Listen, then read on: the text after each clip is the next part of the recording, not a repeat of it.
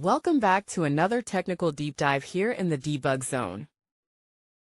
Today we're tackling a big question and breaking it down with insights from other users. Hopefully this clears up some misconceptions and helps you get the answer you need. So buckle up, stay a little curious, and let's jump right in.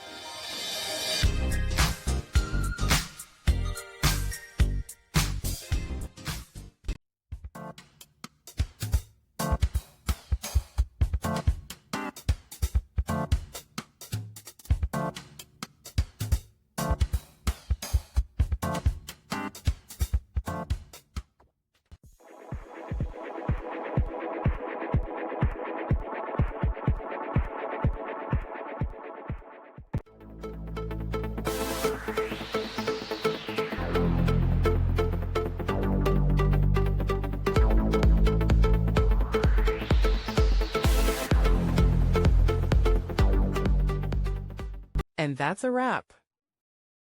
I hope you found the answer you were looking for. If you did, take a second to hit that subscribe button. It really helps out. And let me know in the comments which solution worked best for you. See you next time in the debug zone.